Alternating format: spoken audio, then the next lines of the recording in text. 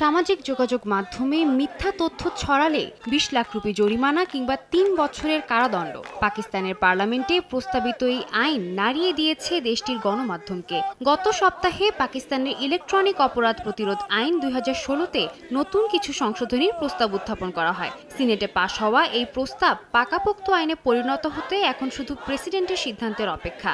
তবে এই আইনের তীব্র নিন্দা জানিয়েছেন পাকিস্তানের গণমাধ্যম কর্মীরা। তাদের দাবি, নতুন এই আইন পাশ হলে তা দেশটির গণমাধ্যমের স্বাধীনতা হরণের জন্য ব্যবহার করা হতে পারে।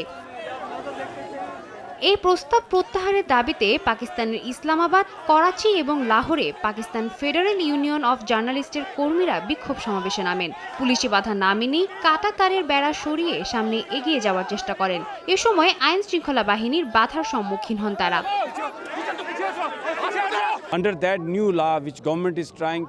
সরকারের জারি করা এই নতুন আইনের মাধ্যমে সাধারণ মানুষের বাক স্বাধীনতার মতো মৌলিক অধিকার কেড়ে নেওয়ার চেষ্টা চলছে। এখন যদি একজন সাংবাদিক কোনো প্রশ্ন করে এবং শাসকদের তা পছন্দ না হয়, তবে আপনাকে গ্রেপ্তার করা হতে পারে, এমনকি ৩ বছরের জন্য জেলও হতে পারে। আজ গণমাধ্যমের স্বাধীনতা আদায়ের জন্য আন্দোলনের শুরু। এতে বেশ কয়েকটি ধাপ থাকবে। আমরা পাকিস্তানের বিভিন্ন রাজনৈতিক দল, মানবাধিকার সংস্থা এবং সাংবাদিক সংগঠনকে একত্র করে সংসদের সামনে বিক্ষোভের আয়োজন করব। যতদিন পর্যন্ত এই আইনে পরিবর্তন না আসছে, ততদিন আমাদের এই বিক্ষোভ চলবে।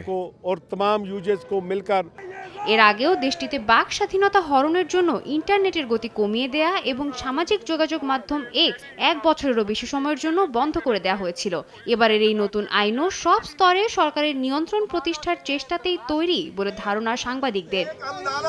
তবে সরকারের দাবি, নতুন এই সংশোধনী দেশে ভুয়া এবং মিথ্যা খবর ছড়ানো বন্ধের জন্য তৈরি। যদিও তাদের এই দাবি মানতে নারাজ সাংবাদিকরা। রিপোর্টার্স উইদাউট বর্ডার্সের একটি জরিপ অনুযায়ী বিশ্বব্যাপী গণমাধ্যমের স্বাধীনতা সূচকে ১৮০টি দেশের মধ্যে পাকিস্তানের অবস্থান ১৫২-তে। এমনকি তাদের প্রতিবেদন অনুযায়ী দেশটি সাংবাদিকতার জন্য সবচেয়ে বিপজ্জনক দেশগুলোর একটি। সাদিয়া তাসনিম, সময় সংবাদ।